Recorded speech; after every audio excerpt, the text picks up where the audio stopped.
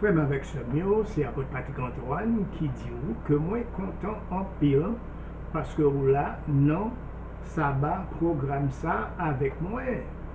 I am very happy to have you at the program, at the Sabbath program for today. And the subject that we have for you, it is very important. And if you have children, that will be a good time to tell them, come and listen to the message, especially those who have not known already what God wants them to do with their lives. So, Monday will be the first day of the month of Av, the first day of the 5th month in the calendar of God. And this is when Jeremiah received the revelation concerning the purpose of God for his life. So on Monday, I would, advise you, if you do not know what to do with your life, to do a special prayer and say, God, the same way you revealed to Jeremiah his purpose, your purpose for his life, I want you to do the same for me. What should I do? What should I do? What you sent me on earth to do. So let's show you that happened on the 5th month. Jeremiah chapter 1, and let's start with verse 2. With verse 1. The word of Jeremiah, son of Hilkiah, one of the priests of Anatoth in the territory of Benjamin. The word of the Lord came to him in the 13th year of the reign of Josiah, son of Ammon, king of Judah, and through the reign of Jehoiakim, and son of Josiah, king of Judah, down to the 5th month of the 11th year of Zedekiah. So they give you the date on the 11th year of Zedekiah in the 5th month. Here's what happened. Verse 4, the word of the Lord came to me saying, Jeremiah said, it was in the 5th month and I received a revelation where the Lord said to Jeremiah. Jeremiah recevoir dans le 5e mois, dans la 11e année que Zedekiah t'a dirigé, côté bon Dieu dit comme ça, before I formed you in the womb I knew you. Il dit comme ça, et que moi te connais avant que nous te formions dans votre maman. Et que ça montrait que avant que nous t'existions sur la terre, nous t'existions déjà. You know, there is a pre-existence before we come on earth. The Lord said, I knew you before I formed you in the womb. Before you were born, I set you apart. That shows you this is a physical appointment and consecration for what Jeremiah is about to do on earth. I appointed you as a prophet to the nation. So, on Monday you are going to ask God, what did you set me apart to do?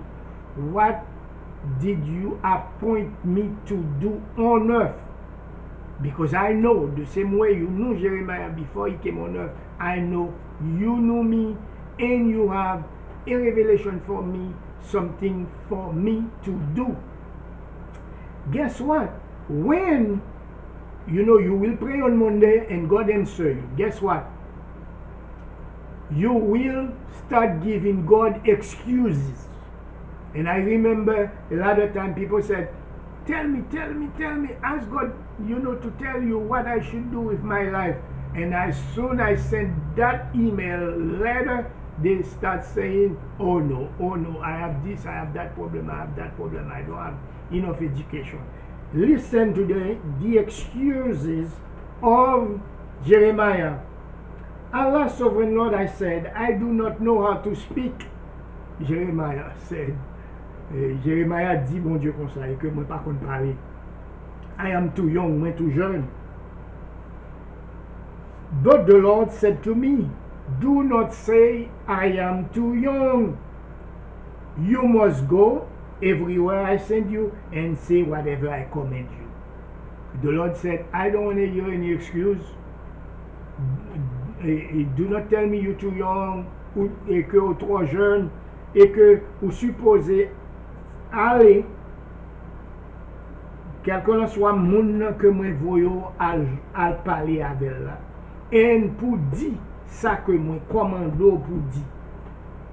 Et que bon Dieu lui-même réalisait que Jeremiah was afraid. Jeremiah was afraid. He said, "Do not be afraid of them, for I am with you and will rescue you." So when God gives you His purpose for your life, fear will enter you. You will have some excuses, but God said, "Do not be afraid." Then the Lord reached out His hand and touched my mouth and said, "I have put my words in your mouth." So when you are in the purpose of God for your life, guess what will happen? God will put His word in your mouth and you will be able to speak. See, today I appoint you over nations and kingdoms. So there is an appointment to the purpose that God gives you. There is a group of people, a group that you must influence. And He said, and this influence will be big. I appointed you over nations and kingdom. And then He explained to Jeremiah what you are going to do. When you are in the purpose, you will uproot and tear down. He said to Jeremiah, I appoint you over nations and kingdom to uproot and tear down, to destroy and overthrow, to build and to plant. That means you will destroy the old way of doing things and you will embrace the new way of doing things. You will bring a new way of doing things. You will destroy the old order and you will overthrow the old system. That means if you are chosen to be a leader, to do something in your profession the Lord give you, you will be appointed over nations and kingdom. Et wap krasé jan moun yo te kon fè ba yo et ou pral implémenter bagay et nouveau. Il dit comme ça, ou pral build, c'est-à-dire que ou pral construire un lot futur, ou pral planter un lot façon pour bagay yo fait. Mais bon Dieu dit tout et que la tester appointement pour voir si on fait exactement ça que lui dit pour faire. Nous prenons exemple là. The word of the Lord came to me. What do you see, Jeremiah? And Jeremiah answered, I see the branch of an almond tree. The Lord said, what do you see? Because you pray to ask God for the purpose. God will show you everything, but there is a part God will say to you, what do you see? And you must say exactly what do you see. Et faut dire, bon Dieu, ça ouais que il dit pour faire.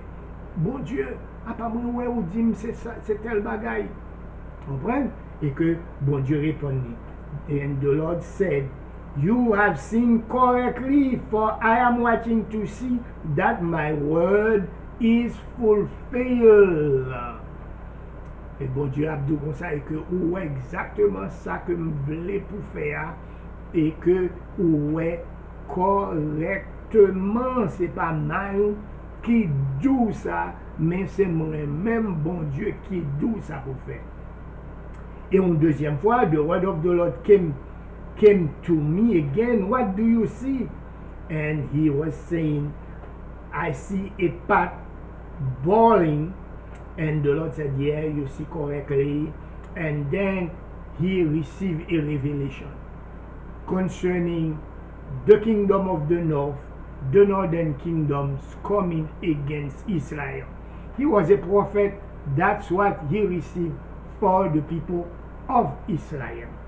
But for you, who is appointed to be a doctor, who is appointed to be an engineer, who is appointed to be a business person, or whatever, you will practically receive revelation concerning your sphere of dominion.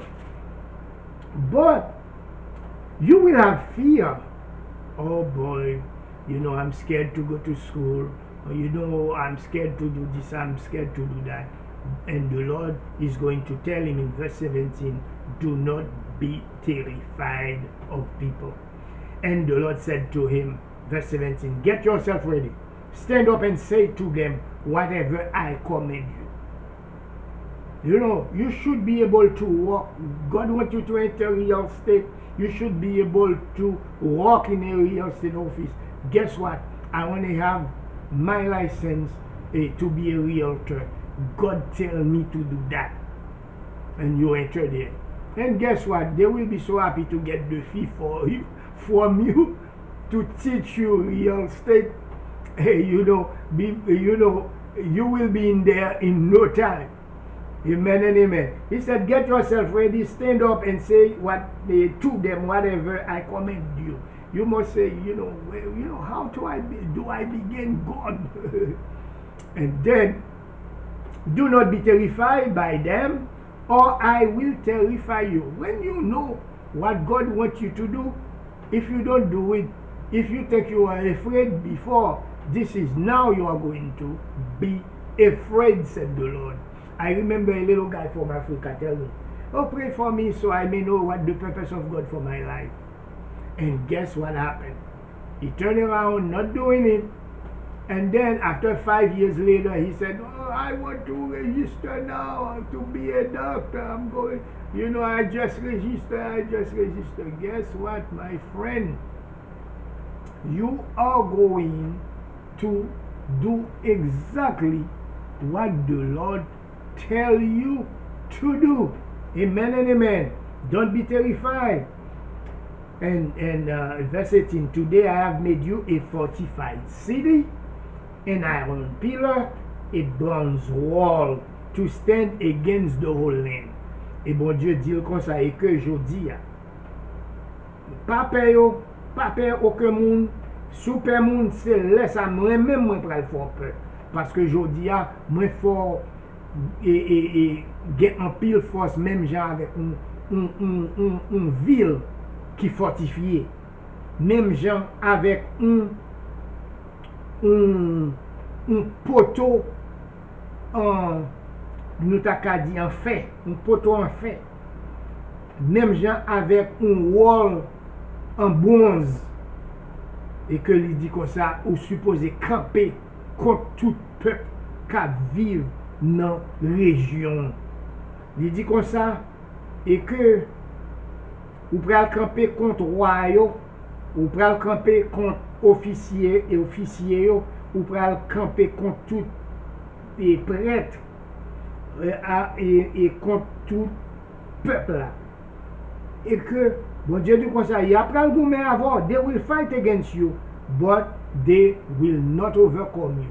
Le qu'on en sphere of dominion, bagay bon Dieu vle fort et gagner ou faire un pile moun pour l'opposer. Ou le ouvron business dans zone, moun dans zone a levé contre ou. Parce que yo kon acheter un côté, yo pas vle pour vin imposer yo acheter côté habiter acheter.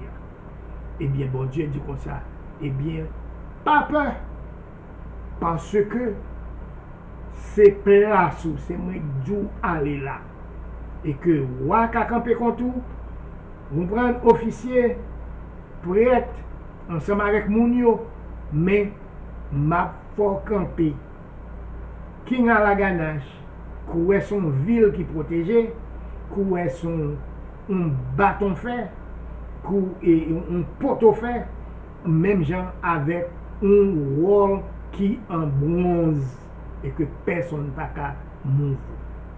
My brothers, my sisters, if you have children, let them know what is happening in the atmosphere on the 5th of August.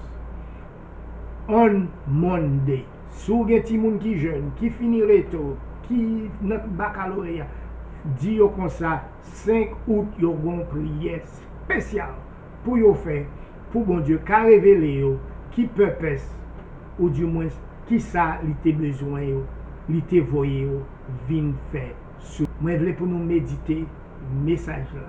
Nous ka commencer prier jeudi parce que jeudi c'est samedi. Mais spécialement lundi ou supposé faire prier ça si qu'on pas connaît qui ça pour faire à la vie. May the Lord bless you and keep you and allow you to know His purpose for your life. Que bon Dieu bénisse et que le révèle qui ça que il veut ou faire à vivre. C'était message ça que nous t'ai porté pour non Jésus.